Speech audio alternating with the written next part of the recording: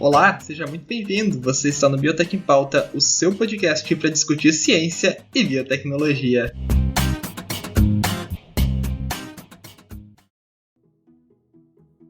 Olá, seja muito bem-vindo a mais um episódio do Biotech em Pauta, o seu podcast para discutir ciência, biotecnologia e tudo mais.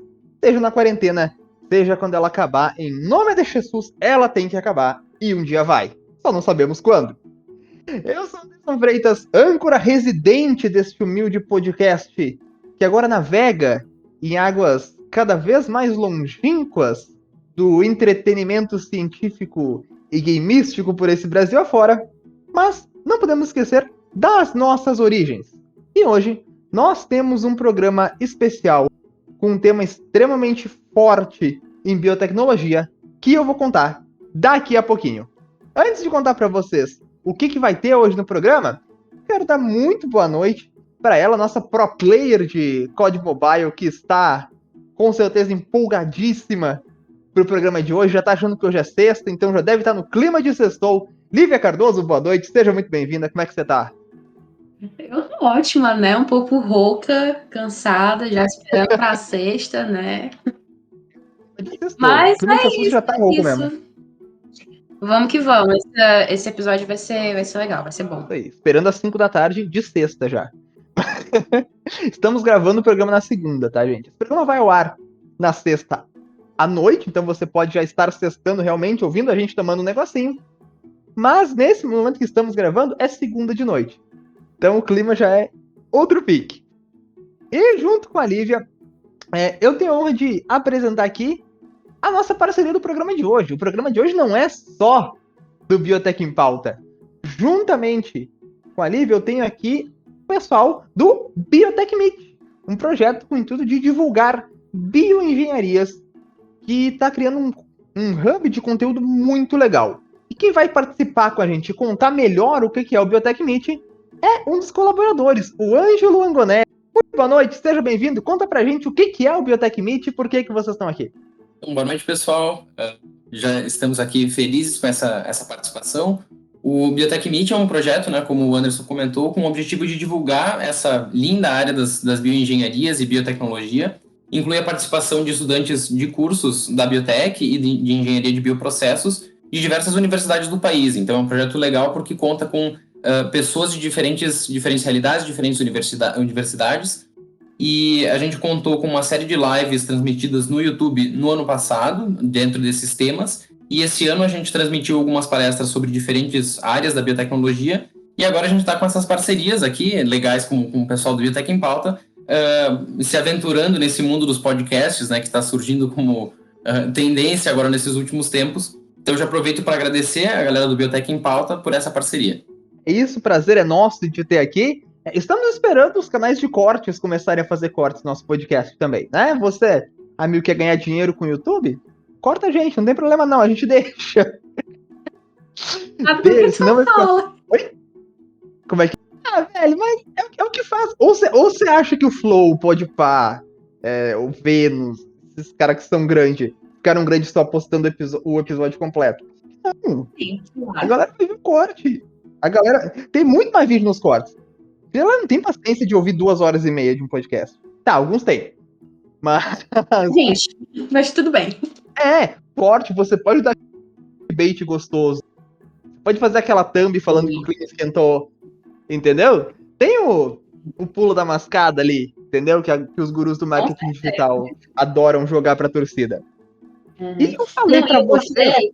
Oi, fala. Vem comigo. Eu só ia falar que eu gostei que o Ângelo mencionou que, tipo, teve um boom de podcasts e realmente foi. A gente poderia passar um episódio inteiro só falando disso e de como a cultura do podcast e cultura de ciência tá, assim, sabe, fazendo um clash enorme.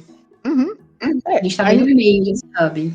E o podcast nada mais é do que uma coisa que super existe no mundo, que é a reinvenção do rádio. Verdade. A gente tá vendo uma reinvenção do rádio. O que você pode fazer e deixar tocando de fundo enquanto faz qualquer outra coisa da sua vida. Como eram os programas de rádio 50 anos atrás. É a mesma ideia. Só que com essa roupinha de fada, tipo Fortnite, assim, que é a ideia do podcast. É só isso. No final das contas. Vamos começar o episódio. Claro. o tema de hoje, senhoras e senhores, é algo que, se você é bioteco, você gosta, você já ouviu falar, você tem interesse, você quer saber mais sobre. Vamos falar de terapia gênica, mas pobres impostores para falar de terapia gênica. Então o que você faz quando você é um pobre impostor para falar de um tema? Você chama alguém que sabe. E quem sabe é o nosso convidado, que é, olha só, vem comigo. Ele é graduado em Ciências Biológicas na modalidade médica pela UFRJ e doutor em Química Biológica pela UFRJ também. Atualmente, ele é pesquisador do Instituto Nacional do Câncer, o INCA, e especialista da Fundação Oswaldo Cruz, onde participa da coordenação da rede Fiocâncer. Bolsista da CNE da FAPERJ, membro da Câmara Técnica de Trabalho da Anvisa para Terapias Avançadas e da Global Outreach Committee da American Society of Gene and Cell Therapy. Uau! Meu caro Martim Monamino, seja muito, mas muito bem-vindo. Que honra te ter aqui no programa com a gente. Obrigado a vocês pelo convite, obrigado pela oportunidade de estar aqui trocando com vocês um pouquinho. Um pouquinho, Martins, sobre a sua trajetória. Como é que saiu nos anos de experiência, o começo da sua carreira e chegar nesse ápice que você está hoje? Você pode falar um pouquinho pra gente sobre isso? Claro, eu comecei fazendo, na verdade, meu interesse começou aí ainda no primeiro grau, né, digamos assim, né, por essa área mais biológica e com uma vontade de fazer alguma coisa aplicada, né, o que me levou a fazer um curso técnico em biotecnologia, aqui no que era Técnica Federal de Química, hoje depois passou a ser o Instituto Federal de Química aqui no Rio de Janeiro. E ali eu fiz o técnico de biotecnologia, que é uma escola fantástica, né? Foi um curso de altíssima qualidade. E depois disso eu já estava, né, já durante o curso, já me interessei bastante por terapia gênica, né? Era uma área que ainda estava bastante mais na teoria do que na prática. E para segmento eu fui fazer então minha graduação na UFRJ, curso novo que tinha aberto, que hoje em dia é biomedicina, mas que quando foi aberto tinha como objetivo a formação de pesquisadores, né, na área de biociência. E era um curso bem bacana, continua sendo, porque você faz já desde o início bastante estágios, né, você tem que rotar por vários laboratórios. Eu já tinha feito o estágio também do final do curso técnico lá na UFRJ, comecei trabalhando com planta, depois passei por várias áreas e aí finalmente fiz minha iniciação científica lá no Centro de Transplante do INCA, trabalhando com umas caracterizações genéticas pós-transplante de medula óssea. E já com a ideia de fazer terapia gênica, eu acabei entrando no doutorado também no UFRJ com a ideia de sair e ficar um tempo fora em um centro que estivesse desenvolvendo alguma dessas terapias. E foi isso que eu fiz, eu fiquei 2 anos na Itália, frequentando 2 centros que estavam desenvolvendo algumas terapias que agora estão até sendo usadas em pacientes. Isso foi de 2001 a 2003, então você vê que realmente até a área se consolidar e ficar muito firme, né, e ter essa explosão que a gente está vendo agora, um processo que já tinha começado lá na década de 80, área, né, mas na época que eu acabei começando aí nos anos 2000, estavam surgindo os primeiros casos assim bem sucedidos de terapias, ocorreram também os primeiros casos de eventos adversos, né, derivados dessa terapia. Então foi um momento bastante conturbado. E eu voltei para o Brasil em 2003 e defendi no final de 2004 o doutorado e acabei ficando no INCA, né, começando lá a minha trajetória de pesquisador, onde eu fui montando um grupo de terapia gênica, né, na área de imunoterapia de tumores, né, alteração genética de linfócitos. Então é uma coisa bastante aplicada à saúde, aplicada à terapia realmente no contexto principalmente de leucemia.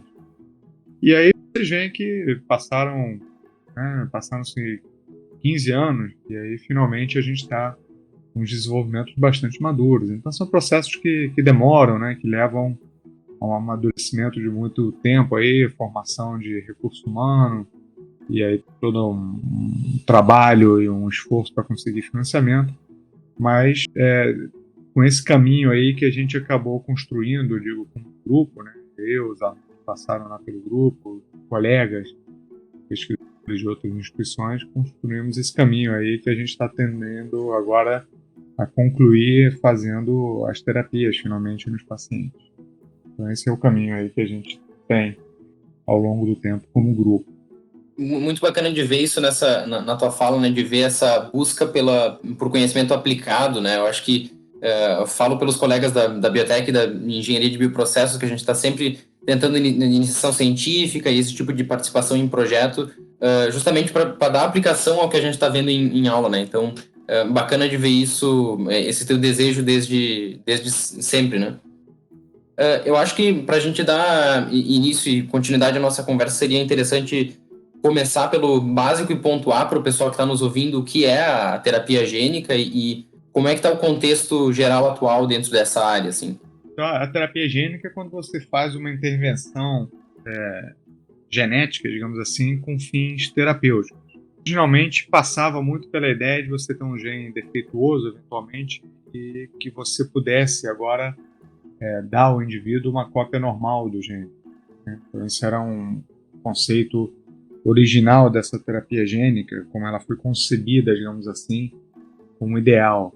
Está muito vinculada à descrição original de mutações, defeitos genéticos, e a ideia é que isso pudesse ser eventualmente revertido como fenótipo, né, ou como função através de você prover ao indivíduo o gene com a cópia saudável.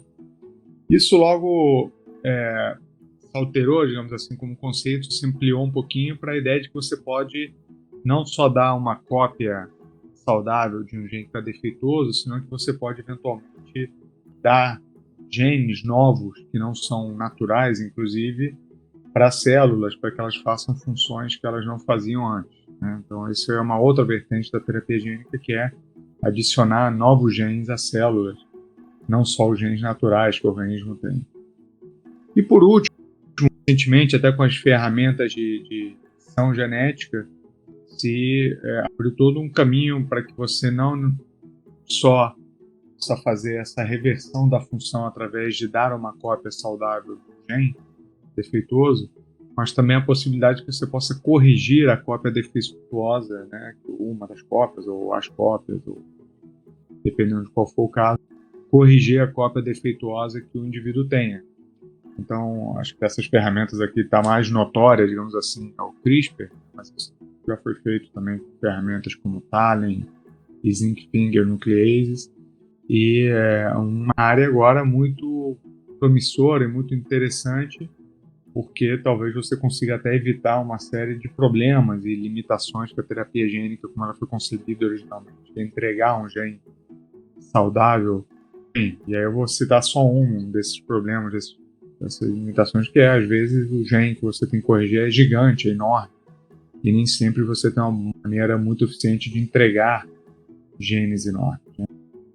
Então o CRISPR tem talvez uma série de vantagens e abra esse campo ainda mais, mas a terapia gênica está funcionando então agora para várias doenças atualmente, inclusive em humanos, né? Passou por modelos animais, em humanos hoje em dia tem representado aí a cura para várias doenças através de diferentes estratégias de terapia gênica, que a gente pode agora esmiuçar aqui com um pouquinho mais de calma, se for o caso. Primeira coisa que eu quero dizer é que se você quer saber um pouco mais sobre CRISPR, nós temos um episódio do Biotech em Pauta, nosso episódio 26. Caramba, ele tá...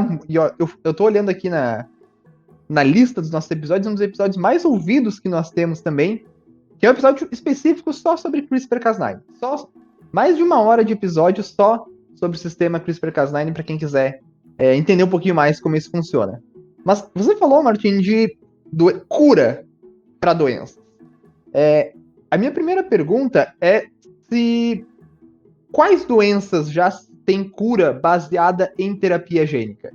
O que a gente tem de concreto que não, isso aqui a gente já cura com terapia gênica? Ou está muito próximo de curar? A gente tem, a cura está sendo dada aqui como, digamos, uma recuperação da função, né?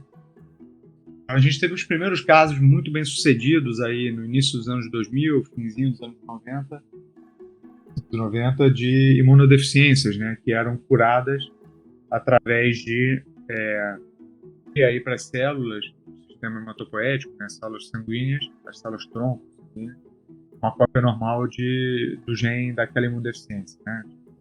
Começou com cadeia gama comum para alguns casos de imunodeficiência combinada severa, né, que é o SCID, adenina deaminase, para casos de ADA, que é outro tipo de imunodeficiência. E esse é muito emblemático, né? Isso já tem 20 anos, mas alguns dos pacientes tratados com essa terapia acabaram desenvolvendo uma leucemia. O vetor que foi usado, ou seja, o mecanismo de entrega dessa cópia saudável do gene, foi feito com base em um retrovírus. Entrega o transgene, mas ele entrega esse transgene de maneira não direcionada no genoma, né? Ele pode acabar aterrissando em diferentes regiões do genoma e dessa maneira ele pode acabar entrando próximo a algum gene importante. Foi isso que aconteceu, né? Vários desses pacientes, de cerca de 20 pacientes, muitos deles desenvolveram essa leucemia, e isso obrigou a trocar o mecanismo de entrega, né? Então esse foi um episódio com o qual o campo todo sofreu muito, porque se fez uma moratória ali, se entendeu o que estava acontecendo até que se pôde retomar as atividades.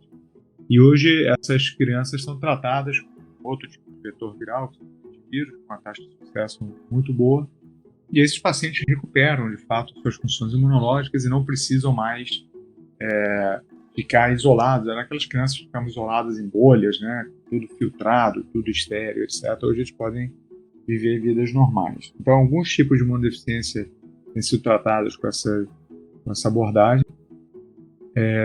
Depois, alguns tipos de cegueira, digamos, de degeneração da retina, da mácula, podem ser tratados também com esse tipo de terapia, aí usando outros tipos de vetores virais, né? Os vetores adeno-associados são os vírus menorzinhos, mas que podem levar esses genes.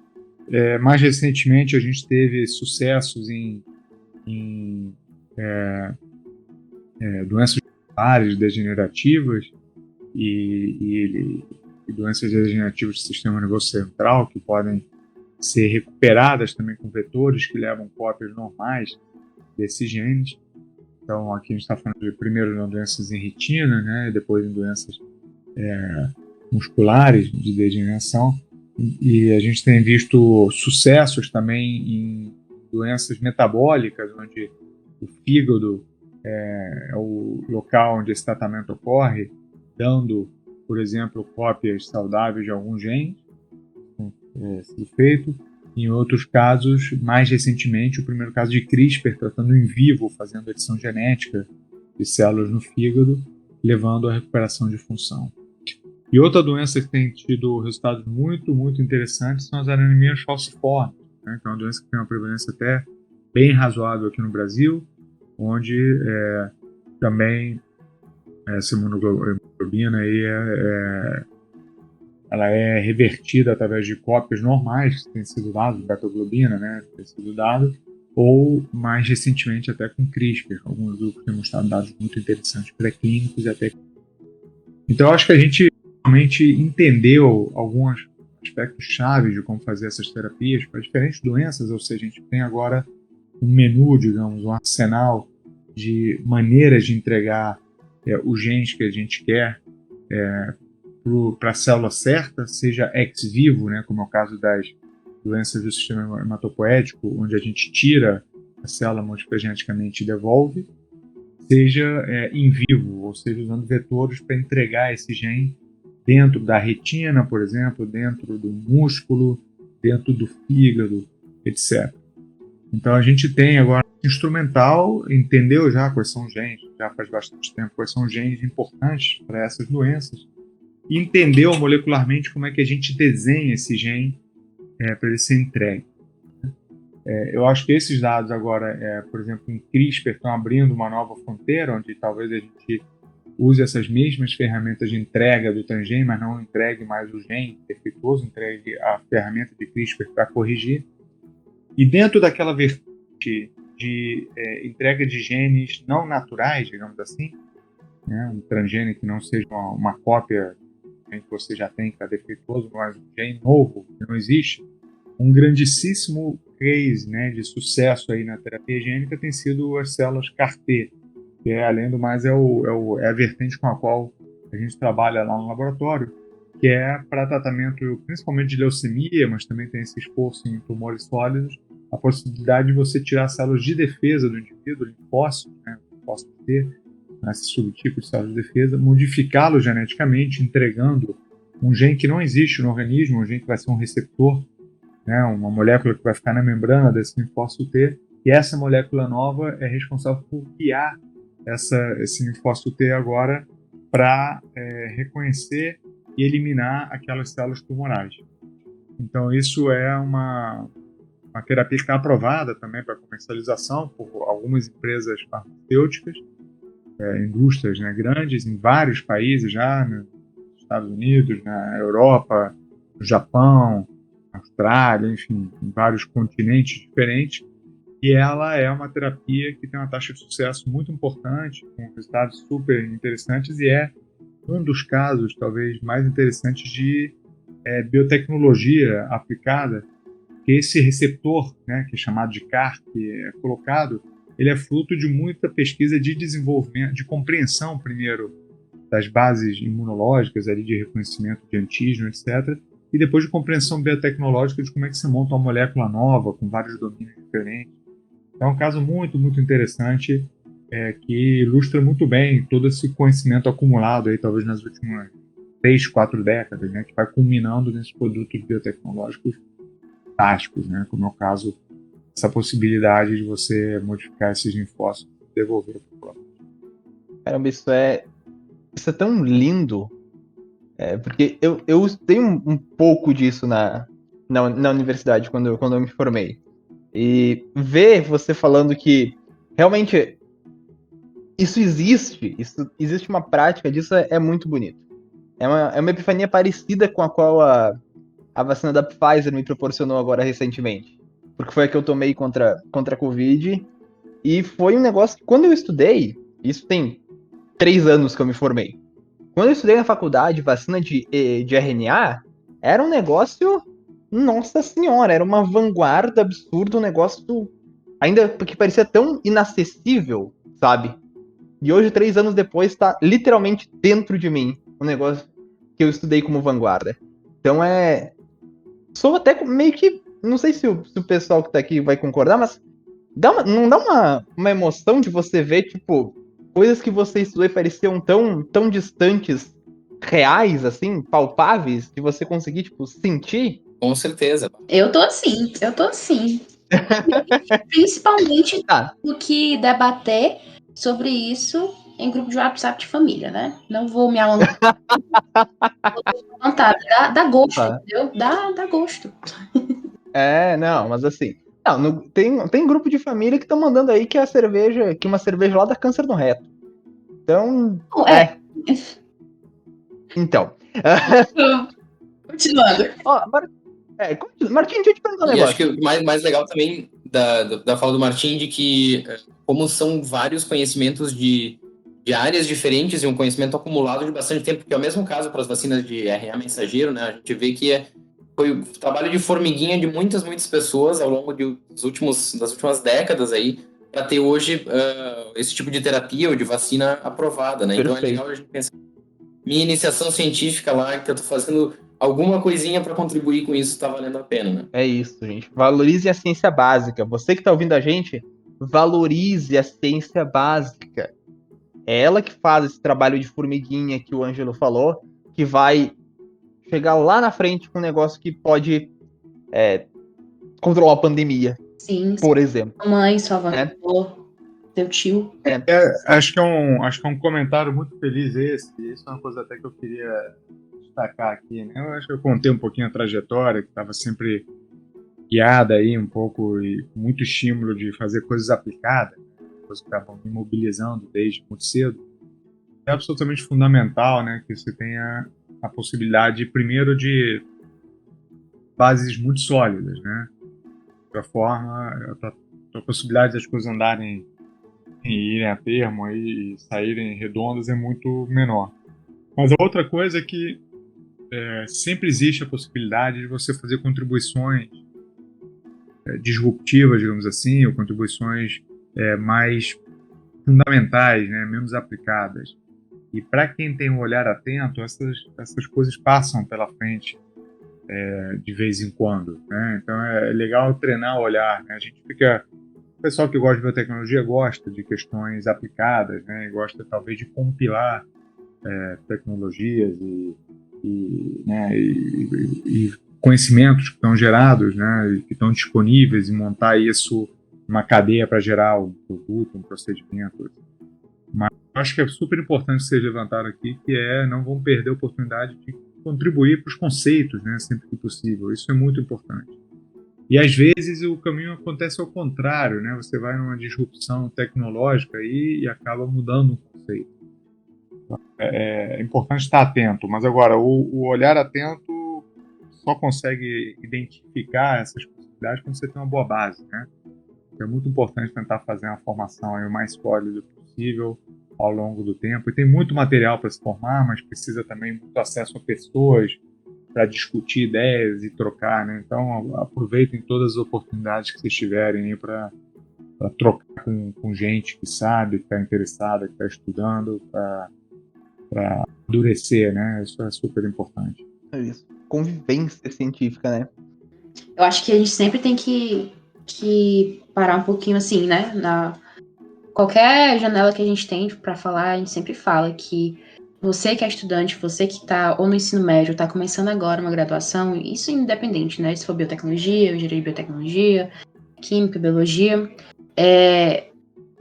tenha em mente que tem que ter uma boa base para entender tudo que vem pela frente. Então, a ansiedade de um curso novo, a ansiedade de qualquer coisa nova é normal, só que vai com calma, não cobrar tanto de si e falar com as pessoas certas. Eu acho que já tá manjado, mas é isso, é ficar perto de gente que te leva pra frente. É uma coisa que minha mãe sempre fala aí, que eu vou sempre... Você não precisa você não precisa esmiuçar o ribossomo no primeiro semestre.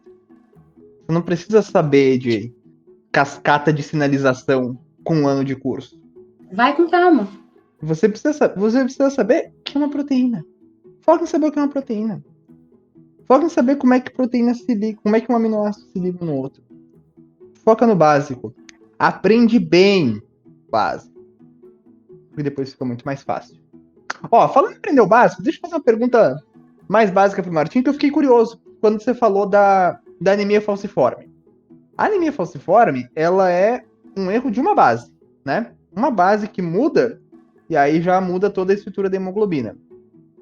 O fato de quando você vai fazer uma terapia gênica num alvo tão pequeno, a nível de uma base, torna essa terapia mais fácil ou mais difícil para trabalhar? Depende um pouco do que você vai fazer de terapia, né? Então, por exemplo, tem genes enormes, né, como a distrofina, né, que é o gene lá mutado no Duchenne, que é enorme, às vezes o problema é numa base, né? Se você for repor o gene, você não vai conseguir. Ele é tão grande que não tem um bom vetor que carregue. Se você for tentar alterar uma base, né, para fazer uma terapia, tanto faz se o gene é enorme ou se o gene é pequeno. Você vai fazer por CRISPR ou outra tecnologia, trocar aquela base. Então, trocar a base é uma coisa que está ficando relativamente, vou dizer simples, mas está ganhando muita eficiência o processo, né? Então, começa a ficar factível do ponto de vista terapêutico. E aí não importa muito se o teu gene é enorme ou o teu gene é pequeno. Uma base é uma base. Você mira na base, né? Tem outras maneiras dessa terapia que são curiosas e muito interessantes. Por exemplo, para gente, como o próprio caso da distrofina, você pode optar por pular um dos exons. Aquela proteína vai perder um pedacinho, mas ela é tão grande que ela continua tendo uma função muito boa mesmo assim. E aí você pode fazer o que chama de exon skipping. Bota alguns proteínas, pode nucleotídeos ali, umas sequências que liguem no sítio de splice, então você faz pular. Então você tem maneiras diferentes de abordar problemas diferentes. E às vezes maneiras diferentes de abordar o mesmo problema. Estou dando aqui 2 maneiras diferentes de se abordar a questão da distrofia de Duchenne, por exemplo. Como é que você resolve o teu problema de voltar a fazer funcionar bem uma proteína enorme como a distrofia. Então isso é bem interessante a tua pergunta, mas molecularmente uma base é uma base. A gente resolve ela, não importa o tamanho do gene-alvo. Agora, o que é muito importante é que você vá na base no lugar certo, né? Então essa questão hoje em dia, por exemplo, com CRISPR, né, e com as ferramentas de edição gênica, o que é muito crítico é um pouco um paralelo com o que eu contei para vocês quando aquelas crianças com deficiência receberam uma cópia normal do gene e ela acabou entrando no genoma semi-aleatoriamente, como é um processo pode causar algum problema com isso. Com CRISPR você tem um paralelo para isso, que é que você tem a tua correção, muitas vezes, na maioria das vezes está sendo no local correto, ele tem uma taxa de erro, pode ser muito baixa, mas não é nula, né? Que quer dizer que ele pode cortar lá o genoma e mexer em lugares que não são exatamente onde você escolheu. E te levar ao que a gente chama desses efeitos off-target, né? Ou seja, você está fora do alvo onde você deveria mexer. E claro, se você faz isso, você pode induzir mutações em outras regiões do genoma, você pode ter um risco potencial. Ou você pode cortar o DNA e ele ligar com outra ponta solta, fazer uma translocação, etc. Ou ele pode fazer mutações ou pequenas deleções, né, em regiões diferentes. Então, para a gente, é muito mais crítico o quanto você cortou bem e só no lugar onde você está cortando ou editando o genoma, né, do que essa questão de se é muito pequenininho no lugar onde a gente vai mexer, por exemplo, uma só base. Então, a discussão está muito mais focada em quão específica é a tua capacidade de editar o genoma, muito mais do que com um pequeno, né, o lugar onde você vai mexer. O lugar onde você vai mexer, invariavelmente, é uma região pequenininha. Quase sempre é uma base trocada, uma pequena direção. Entendi. Bom, falando em pequeno, sabe o que tá pequeno também? O orçamento do Biotech em Pauta. Então, por isso que antes da gente continuar o programa, quero dar um aviso rápido ao seu ouvinte que tá gostando do nosso conteúdo. Quer dar uma força pra gente? Quer fazer aquele agrado para que o Biotech em Pauta continue trazendo mais e mais conteúdo de mais e mais especialistas toda semana em todas as plataformas para você? Bom, agora nós temos campanha no site Apoia-se. Você pode contribuir com um valor simbólico todos os meses. Em troca, pode receber bônus, como participar do nosso grupo do Telegram, participar do nosso grupo do Discord, do nosso servidor aqui e ver a gravação ao vivo. Ou então receber agradecimentos nas nossas redes, quem sabe até mesmo o pack do pezinho do seu podcaster, favorito. Então, quer tudo isso e muito mais? É só você clicar no link que está aqui na descrição e ser um apoiador. E se você não tiver cartão de crédito, não tem problema. Você pode contribuir mensalmente via boleto através da nossa campanha pontual e também desfrutar dos benefícios por 30 dias. Novamente, links na descrição. Clica, vai cair lá no Apoia-se e você vira um bom apoiador do Biotech em Pauta. Ângelo.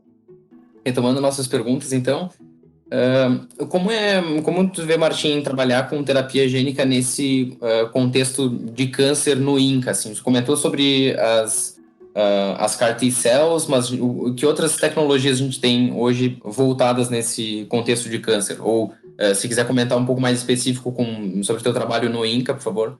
Olha, tem... Bom, o carro-chefe lá do laboratório realmente é CAR T-cell, né? A gente tem trabalhado gerando essas células modificadas geneticamente com essa molécula, né, com esse transgene aí do CAR, já tem uns 15 anos que a gente está mais ou menos nisso.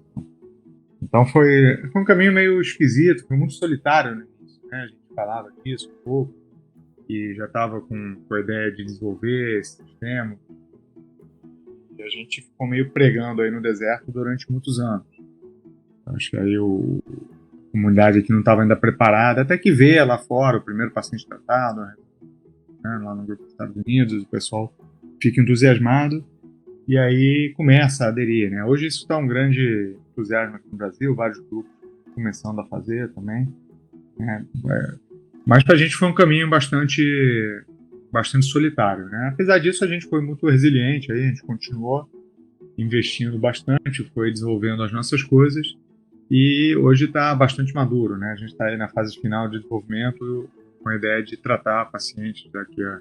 Enfim, claro, a gente foi muito impactado pela pandemia, tudo atrasou, mas com a ideia da gente tratar muito em breve aí os primeiros pacientes.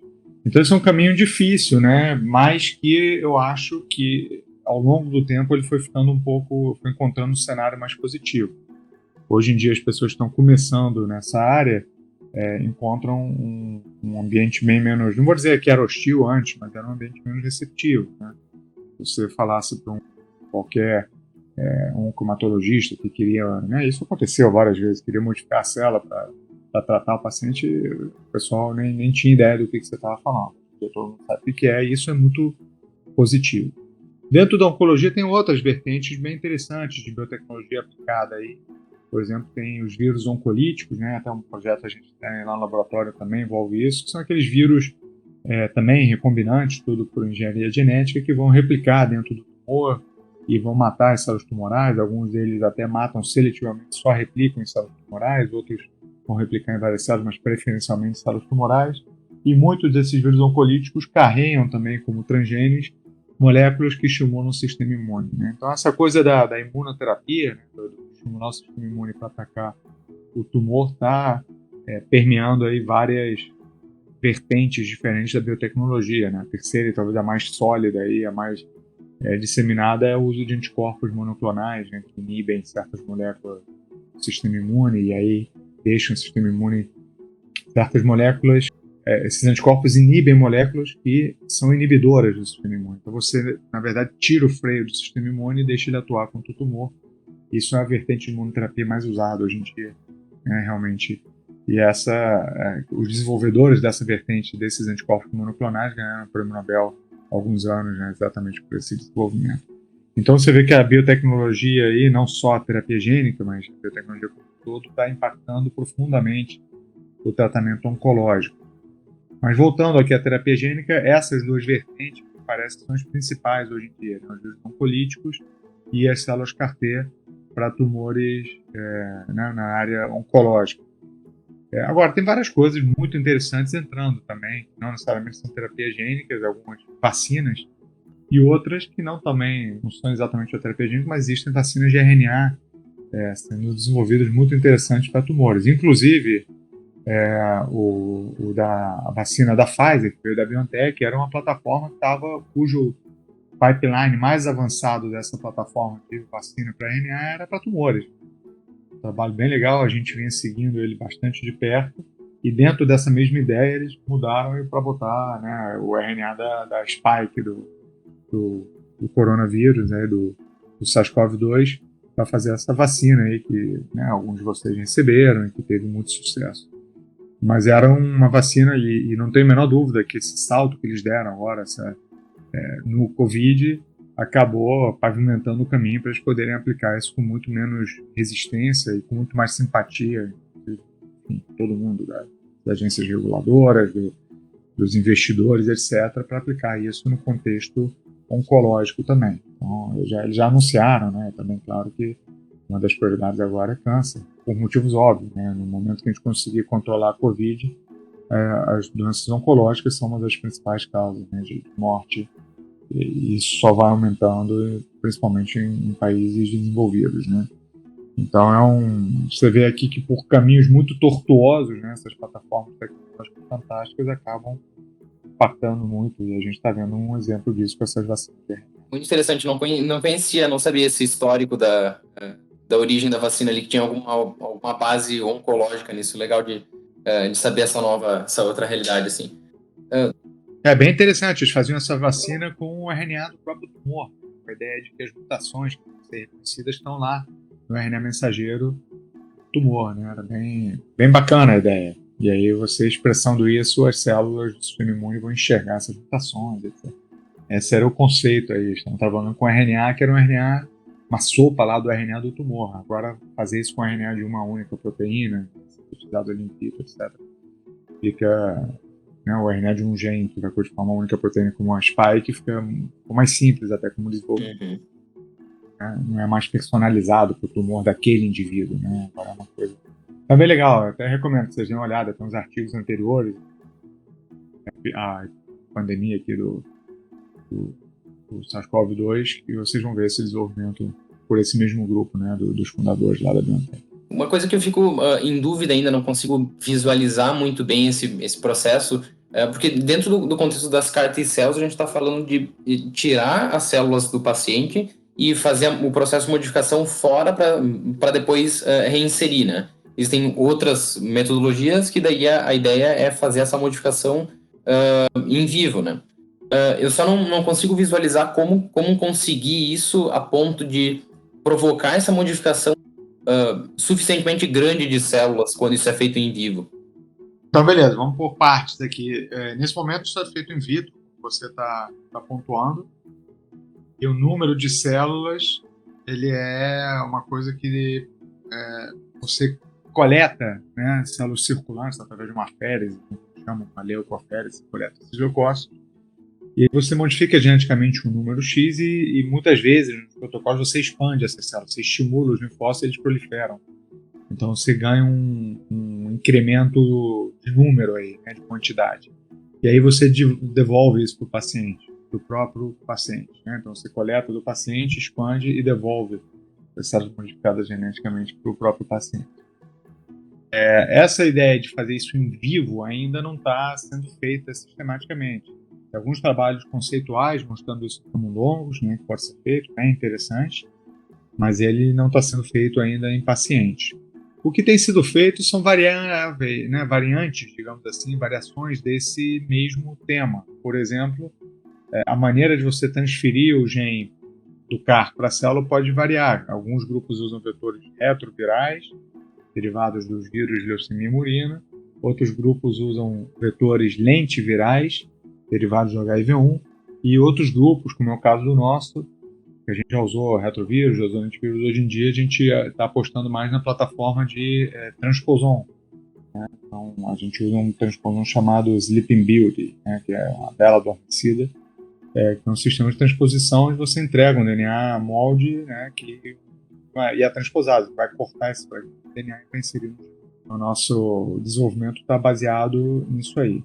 Outros grupos ainda têm trabalhado com uma ideia, que é uma ideia com a qual a gente está começando a mexer também, que você possa, por exemplo, a partir de um doador saudável, gerar células CAR-T, né, ou seja, linfócitos T que receberam CAR, mas que sejam editados geneticamente para tirar o receptor de célula T, o TCR, que é o que faz com que aquele linfócito, né, por exemplo, coletado da Lívia, não possa ser infundido em mim, porque ele vai reconhecer meu corpo como estranho. Ele reconhece meu corpo como estranho através dessa molécula que a gente chama de TCR, o receptor de célula T.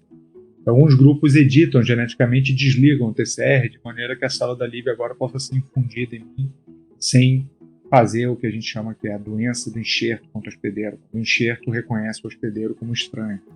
Então essa é uma célula CAR-T que a gente chama universal, né? Ou off-the-shelf, como é chamado na gíria. E tem alguns grupos que vão até para uma coisa mais radical, que estão fazendo células de pluripotência induzida, né? Células IPS, a partir de um doador saudável que expresse o CAR e que tenha o TCR desligado, e diferenciam essas células para linfócito T in vitro, né, em laboratório. De maneira que você possa gerar um linfócito completamente gerado em laboratório e que possa ser usado universalmente para qualquer indivíduo. Então você vê que assim, o empilhamento de conceitos biotecnológicos aqui é quase infinito. Né? Você tem todo o conceito da reprogramação celular, já é uma IPS, depois você tem o CAR com toda a tecnologia de desenho do CAR dentro, depois você usa o CRISPR para desligar o TCR, e aí você tem todo um outro processo biotecnológico de diferenciação dessa célula de IPS até um linfócito maduro in vitro. Então realmente a gente está vivendo um mundo de ficção científica. Então, por exemplo, células universais editadas geneticamente com CAR já foram usadas em diferentes pacientes e estão talvez próximas até a uma aprovação para uso comercial. Células CAR-T geradas a partir de IPS foram infundidas há poucos meses aí as primeiras em pacientes. Então, quando vocês estão me ouvindo falar aqui, parece uma coisa de ficção científica, mas no fim das contas a gente tem pacientes sendo tratados com terapias gênicas aqui, que a gente está falando, mas com terapias gênicas a partir de células que foram geradas em laboratório integralmente, que é um negócio, quer dizer, não construídas com uma célula que não existia, mas diferenciadas, né, a partir de uma célula-tronco, fizeram todo o caminho dentro do laboratório. Uma coisa que eu acho absolutamente fantástica, um pouco turbadora, né, no sentido de que a gente está realmente indo para uma biotecnologia muito hardcore, né, e é muito isso, mas é fantástico. E uma vertente talvez até mais disruptiva disso é a possibilidade de fazer, já que você tem essa célula modificada geneticamente, de inserir não só o CAR, mas outros genes também.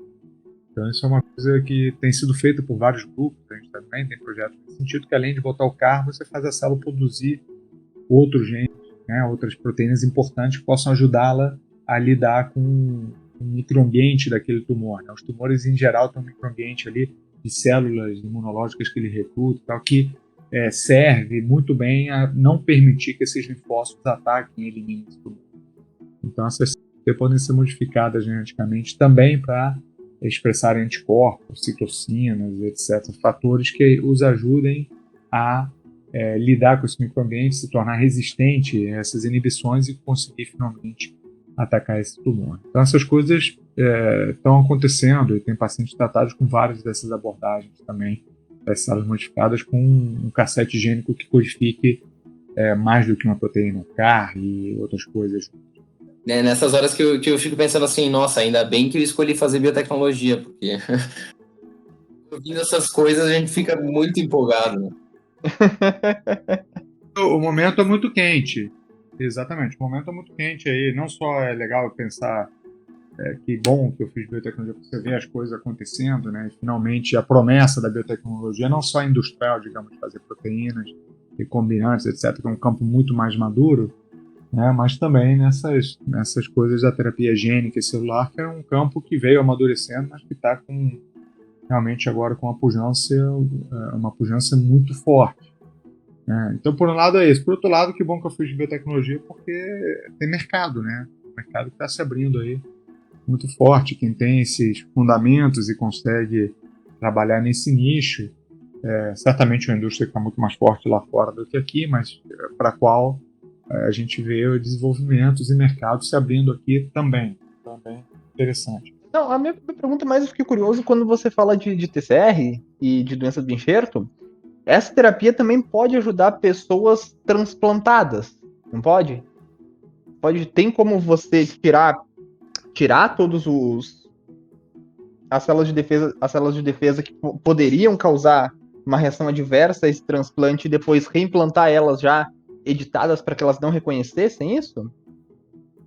Como algo estranho? Ou isso é algo muito difícil? Isso. Normalmente é feito com essa lógica, porque a gente já sabe, já há muitos anos, experimentos onde eram retirados esses linfócitos T, e se você retirar esses linfócitos T, o ataque à leucemia, geralmente esses transplantes são feitos para tratar leucemia, certo? Os transplantes de precursores hematopoéticas ou medula óssea, ou cordão umbilical. Então, o principal é eliminar a leucemia residual. E se você tirar os linfócitos T desse enxerto, você diminui ou zera, né, a possibilidade de você ter essa doença no enxerto contra o hospedeiro, mas você perde muita ação do enxerto contra a leucemia. Então, em geral, você tira. A não ser que você esteja transplantando para uma doença, por exemplo, para uma imunodeficiência, etc., e talvez você possa considerar isso. Então, o que ocorre é que você coloca o enxerto com as células T. Nessa mesma lógica, se você tirar o TCR, você também não consegue ter o efeito contra a leucemia. Esse efeito é mediado em larga medida pelo receptor de célula T. Tá? Então, isso não é feito por esse motivo. Tá? Isso é a maneira como a gente faz transplante ainda hoje com os linfócitos T. Agora, essa abordagem com o CAR-T pode ser feita no contexto alogeneico, que a gente chama. Ou seja, você pode preparar a célula CAR-T a partir do doador da medula daquele indivíduo e usar isso como um reforço, digamos assim, para tentar eliminar essa leucemia residual. Isso pode ser feito, e isso pode ser feito inclusive num contexto muito interessante, onde você pode expandir essas células T de determinadas maneiras, de maneira a que elas tenham menos chances de fazer doença enxerto contra hospedeiro. E aí pode até usar esses linfócitos T em indivíduos que não são completamente compatíveis, né, naquela região do genoma que é o HLA, né, no humano, assim como nós, que é responsável pela compatibilidade, né, do sistema imunológico, que é a compatibilidade que a gente busca para fazer esse processo. Então aí você abre de novo a possibilidade de gerar essas células a partir do indivíduo, usar às vezes até em vários indivíduos diferentes como receptores, passando aí a margem dessa barreira dessa compatibilidade. Então tem várias possibilidades, mas isso de tirar o TCR e devolver a célula, isso só é feito se você tem tirar o TCR e der um CAR, por exemplo, né? Se você não der o CAR, que é quem vai reconhecer a leucemia, você ter deletado o TCR faz com que esse linfócito T esteja desprovido da sua capacidade de reconhecer antígeno e não consiga eliminar essa leucemia residual. Tá? Então esse conceito de tirar o TCR para diminuir a doença enxerto, ele tem uma aplicação se você der um outro receptor que possa reconhecer o tumor. Seja um CAR, ou seja um TCR transgênico que seja específico para reconhecer o tumor, mas que não vá provocar doença enxerto. Isso também pode acontecer e é feito por alguns grupos. Né? Tá? Essa é a aplicação dentro do contexto que você levantou. Você desliga o TCR, mas tem que botar um TCR tumoral ou um CAR nessa célula. Entendi. Aqui nos últimos anos, a gente tem visto, então, que realmente a terapia gênica ficou mais conhecida, né? Surgiu mais coisas. Só que essas soluções envolvendo terapia gênica geralmente são extremamente caros. A nossa próxima pergunta, então, é por que terapia gênica geralmente é caro? Quais as razões para o alto custo?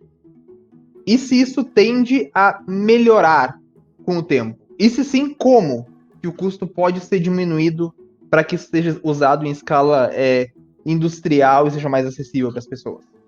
Ótima pergunta, né? O custo tem várias vertentes diferentes. Tem um custo certamente de desenvolvimento da terapia, né? Que tem que ser recuperado aí por quem investiu. Tem um custo de produção dessas ferramentas biotecnológicas. Então pensa que, por exemplo, um vetor que vai ser infundido numa pessoa, um vetor viral, um plasmídio, um pedaço de DNA, etc., tem que ser gerado num grau de pureza de um fármaco. Então isso é um processo industrial, fabril, que é muito custoso. Gerar em quantidade grande, uma pureza muito grande e com uma série de caracterizações biológicas importantes. Por exemplo, se é um vetor que não pode replicar, você tem que garantir que aquilo esteja puro o suficiente, não tem contaminante de vírus que consiga replicar. Por aí. Então esse é um outro componente de custo. Tem um terceiro componente de custo que tem mais a ver com como essas coisas são cobradas, muito mais do que com o custo, que é elevado, mas que não é o objeto dessa discussão, muito mais do que com o custo de produzir, que é o seguinte: quanto você dá de benefício para o indivíduo. Por exemplo, eu vou voltar aqui para o exemplo do CAR-T para dar um exemplo claro para vocês de como é que essas coisas mudam. Tem um CAR-T que mata as células que tem um CD19. Esse CD19 pode ser expresso em leucemias agudas ou em linfoma. Para você gerar uma célula CAR-T do indivíduo com leucemia aguda ou gerar uma célula CAR-T do indivíduo com linfoma, o procedimento é exatamente o mesmo. A célula T do indivíduo vai manipular geneticamente, vai expandir, etc., e vai devolver e vai infundir. Mas o custo para tratar o paciente com leucemia, que é um paciente em geral pediátrico, né, e é uma doença que é muito comum em criança, mas se você olhar na população, tem menos gente com leucemia aguda do que gente com linfoma. Certo? Então esse custo vai ser impactado por um algoritmo que leva em consideração quantos anos esse paciente vai ter pela frente de benefícios daquela terapia. Né? Então a criança vai se beneficiar por mais anos. E qual é o tamanho do mercado que vai ser atendido com essa terapia. Nas crianças é um mercado mais restrito, tem menos crianças com leucemia do que pessoas, adultos ou pediátricos com linfoma. Então, o cálculo de retorno para a empresa ele acaba sendo aceitando que para um benefício numa população menor e para mais anos de benefício, você consegue e é permitido cobrar mais. Para uma população maior, onde você vai aplicar a terapia em mais gente, então você vai ter mais retorno financeiro e por um benefício de menos anos de vida, se vai tratar um paciente com linfoma de 60 anos, por exemplo, você pode cobrar menos. É uma mesma terapia que pode custar quase $500 mil no paciente pediátrico e em torno de $300 mil no paciente adulto. Reparem, a mesmíssima terapia. Então, parte do cálculo não tem nada a ver com desenvolvimento, tem a ver com esse cálculo de anos de benefício. E esse é um dos componentes que leva aquelas terapias gênicas para crianças muito pequenas, para cegueira de crianças, etc., a também terem muitos anos de benefício de cálculo, né? A tal ponto que tem uma discussão de como é que se pagam essas terapias. Tem uma discussão, por exemplo, que leva em conta e diz, olha, talvez o paciente tenha que pagar só enquanto ele está tendo benefício. Então, isso faria com que você não paga aquele $1 milhão de uma vez, mas que talvez você fosse pagando mensalmente um valor calculado, enquanto se você perder o benefício daqui a 10 anos, você pararia de pagar. O mesmo com as células CAR-T. Tem uma modalidade de cobrança ali que você só paga se você tiver uma resposta. Né? Se a leucemia foi eliminada, senão você não paga. Então isso está mexendo muito, esses custos exorbitantes por terapia, estão mexendo também muito com a maneira como esse benefício é percebido e como essas cobranças são feitas. Então reparem que às vezes algumas dessas terapias vão ser desenhadas para tratar talvez uma doença que no Brasil tenha 100 pacientes. De alguns bilhões de dólares, né, para tratar depois 100 pacientes, essa conta nunca vai fechar. Inclusive, uma das terapias gênicas originalmente aprovadas foi descontinuada, porque o mercado não gerava, mesmo cobrando um dinheiro muito grande, não cobrava o custo para manter toda a cadeia para produzir. Então, o problema aí. E aí, nesses nichos, talvez o poder público possa atuar, né, claramente, um governo que não brasileiro, gastar talvez $10 milhões no ano para tratar 10 pacientes, né? Não vai quebrar o país, mas se essa mesma doença a $1 milhão de dólares ou $1 milhão por paciente atingir 10 mil pessoas por ano, essa conta fica um pouco mais difícil de fechar, né? Então, para nichos muito pequenos, talvez a gente possa trabalhar no acesso, né? O governo provendo ou comprando, produzindo ou comprando. Para doenças mais prevalentes, né, dessa terapia, talvez a gente possa trabalhar com a ideia de ganhar escala. Claro que nunca vai ser uma terapia extremamente barata, porque os custos de produção com essa qualidade tem um processo industrial que é caro de fazer, né, como eu mostrei para vocês aqui, como eu descrevi, mas certamente a gente pode ganhar eventualmente em escala, e a gente pode ganhar também com a ideia de que essa terapia pode ser feita de maneiras diferentes, abreviando processos e simplificando. A gente, por exemplo, lá no laboratório, para CAR-T, está trabalhando num protocolo onde talvez eu não tenha que tirar essa célula e expandir durante 15 dias em laboratório, uma estrutura completamente de qualidade, digamos assim, de produção de células, etc. A gente trabalha com um protocolo que a gente trabalha aqui, a ideia é que a gente possa manipular minimamente no sistema fechado por poucas horas essa célula, ela poderia ser devolvida para o paciente. Reparem que agora eu deixo de ocupar um laboratório extremamente complexo por 15 dias, com uma equipe muito custosa, com uma estrutura muito custosa, e isso claramente impacta o valor final, né, o custo final para produzir essas células. Talvez eu consiga, tendo o mesmo laboratório, tratar 50 pacientes no mês, enquanto se eu ocupar aquele laboratório durante 15 dias com cada paciente, eu posso tratar 2, certo? Então tem maneiras também no processo onde você pode inovar e trabalhar essa ideia de ganhar escala e ganhar celeridade, diminuir o tempo, etc. Simplificar o processo e com isso que ele custe menos, para ser incorporado por quem quer que seja uma pessoa que vai pagar do próprio bolso, seja um plano de saúde, seja através do Sistema Único de Saúde, que a gente atende aqui mais de 2/3 da população no Brasil hoje em dia. Acho legal que dentro disso a gente vê como, claramente dentro da biotecnologia, a gente não consegue muito distinguir a parte da técnica do impacto social e econômico, né? Desde que a gente esteja falando, desde o transgênico, de uma planta transgênica, ou um micro-organismo OGM, e esses assuntos de terapia gênica sempre tem alguma... a conversa permeando ou a ética, ou que a gente vê quais serão os impactos sociais disso, né? Se existe viabilidade econômica para traduzir isso para a escala industrial. Então é legal de ver como sempre isso está permeando as discussões dentro da biotech, né? Sem dúvida. Mas, em grande parte, a biotecnologia tem essa função, né? Ela gera ferramentas importantíssimas, né, para compreensão básica da biologia, etc.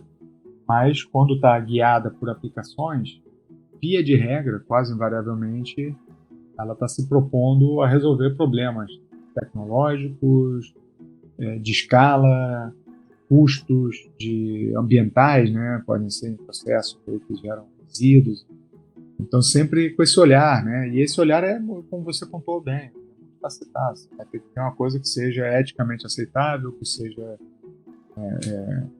aplicável, que tenha um perfil de custo-efetividade, um custo-benefício favorável. Não adianta nada fazer... Quer dizer, às vezes até adianta fazer uma coisa que não seja aplicável naquele momento, mas que seja disruptivo e que te possa olhar de outra maneira. Aí pode-se ganhar na questão da escala ou no funcionamento da tecnologia até que ela seja viável. A coisa disruptiva tem muito valor também. Mas, em geral, isso vai estar guiado por esses pontos aí que você levantou, né? Ela tem que atender a esses requisitos todos. E a gente, por exemplo, lá, você me perguntou como é que era fazer terapia gênica, etc., no INCA, né? Eu tenho uma vinculação com o INCA e com a Fiocruz também. Nos dois lugares são centros onde a gente está pensando sempre como oferecer o melhor atendimento aos pacientes pelo sistema público, né?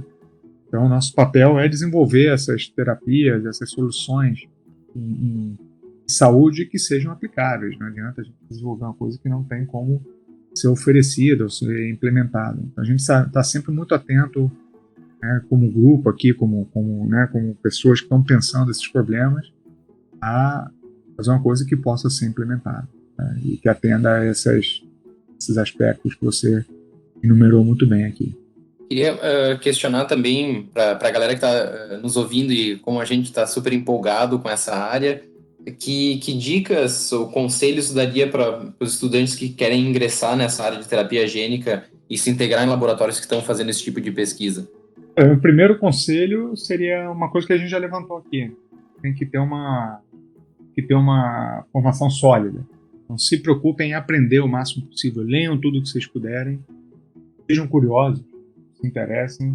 Vejam os podcasts, ouçam os podcasts, vejam as discussões que você quiser, sempre de fontes com qualidade.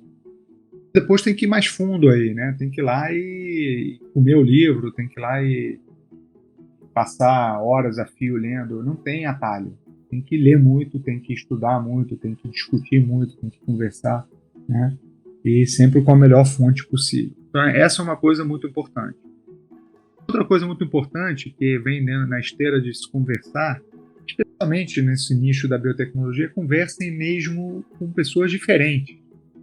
Sejam atentas ao diferente, não se fechem muito cedo, né? Durante meu doutorado, a gente tinha lá, foi no Instituto de Bioquímica Médica lá da UFRJ, e tinha lá os seminários toda sexta-feira, tarde, etc. E os assuntos eram os mais variados. Tinham pessoas que vinham falar de coisas que absolutamente não tinham nada a ver com o que eu fazia. E esses foram os seminários onde eu mais aprendi, na verdade. Quanto mais você vê coisas muito diferentes do que você faz, isso te abre a cabeça e te dá uma visão periférica importante. Então, não se feche no seu nicho. Se o teu laboratório trabalha com a proteína X do organismo Y, não fique só naquele nicho. Quer dizer, estude profundamente o que você está fazendo, mas leia muito e fique muito atento e assista palestras e converse com pessoas que fazem coisas absolutamente diferentes das coisas que você faz. Então, isso é outra coisa que eu acho fundamental. E na biotecnologia isso é ainda mais importante, porque são ferramentas que muito frequentemente, e são conceitos, né, que você pode transpor de um organismo ao outro. Veja aí a história do CRISPR. Podem ouvir o podcast que vocês têm, e certamente essa história foi contada, de onde surgiu o desenvolvimento disso, que não foi na terapia da doença X do humano, né? Foram lá naquelas bactérias, ou naqueles micro-organismos que faziam restrição, né, a outro micro-organismo. É o mundo cão do fago infectando a bactéria, onde essas coisas acontecem. E, por último, um conselho mais geral, eu diria assim, né? Um conselho, mas uma recomendação. Ciência é difícil, né? Ciência é difícil, a ciência é uma arte da frustração, da resiliência ciência, na biotecnologia, isso é particularmente verdade, porque você está com um objetivo, muitas vezes, de desenvolver uma coisa. Então, o desenvolvimento é um processo de falhas sucessivas até você ter o sucesso. Peguem para ver qualquer história de quem criou uma coisa importante, você vai ver que a pessoa falhou miseravelmente milhares de vezes antes de ter sucesso. Então é muito importante que a gente entre na ciência como um todo, na biotecnologia não é diferente, com a ideia de que a gente vai falhar muitas vezes, né? A pessoa que não está pronta para falhar, não está pronta para fazer ciência. A pessoa não pode entrar numa carreira científica para fazer iniciação científica, mestrado, doutorado, pós-doc, virar pesquisador, sem ter ideia de que vai ter que ter muito e muito esforço para gerar uma coisa de qualidade. Muito esforço. Peguem qualquer artigo agora que sai online, vocês vão ver a quantidade de figuras suplementares. Praticamente cada figura daquelas é uma tese, né? Então é muito trabalho, muito esforço, são anos. Então ninguém vai pipetar 3 experimentos e vai sair na capa da Science. Isso não existe. Então está preparado para esse mundo onde o esforço é muito grande. O retorno às vezes não é proporcional ao esforço, mas tem que ter o prazer pelo retorno que você tem, e pelo esforço que foi feito. Se eu mostrar para vocês quantas vezes a gente recebe, como pesquisador, já recebe não, e a gente não vai chorar embaixo da mesa. A gente senta de novo lá e vai tentar de novo. Então recebe não em propostas de financiamento, em submissão de artigos, em projetos que falham, em ideias que não dão certo, Então tem que estar pronto para isso. Qualquer pessoa que vai entrar na ciência, eu acho que está muito na moda, assim, tem que ter resiliência, não sei o quê. O mundo está difícil para todo mundo. Esses 2 anos foram extremamente desafiadores, mas na ciência não tem caminho que não passe por você conseguir manter o entusiasmo, mesmo quando as coisas não dão certo, e mais do que 30% das vezes. Isso é um cenário muito comum. Então, essas 3 coisas que eu gostaria de dizer. Peguem a maior solidez possível nos conceitos, vejam a maior quantidade possível de coisas diferentes e sejam apaixonados e resilientes. Não tem jeito. É assim que... E com qualquer pessoa que você for conversar que faz ciência, ela vai te dizer que não tem jeito, que é por aí mesmo que tem que andar. É isso. Sejam apaixonados e resilientes. A você, meu amigo, que eu tenho certeza que é apaixonado e resiliente, este foi mais um episódio do Biotech em Pauta. Em nome de toda a equipe, eu queria agradecer demais. Perdão, você ia falar? Bom, eu vou agradecer vocês. Vou aproveitar aqui, então, já a interrupção involuntária. Até antes da hora foi super bacana essa troca de figurinha com vocês e somos todos apaixonados aí por biotecnologia. Então, vamos em frente. Tem muita coisa bacana para ser feita aí. Sejam criativos e continuem trabalhando firme aí, que com certeza a recompensa sempre vem, de um jeito ou de outro.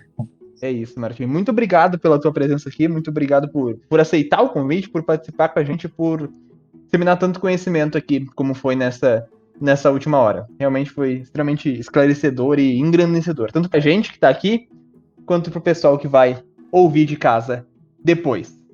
Liv e Ângelo, muito obrigado também por estarem aqui comigo, abrilhantando o programa. Foi um prazer tê-los nesse ambiente. Tá certo, meus queridos? Agradeço aqui, em nome do pessoal do Biotech Meet.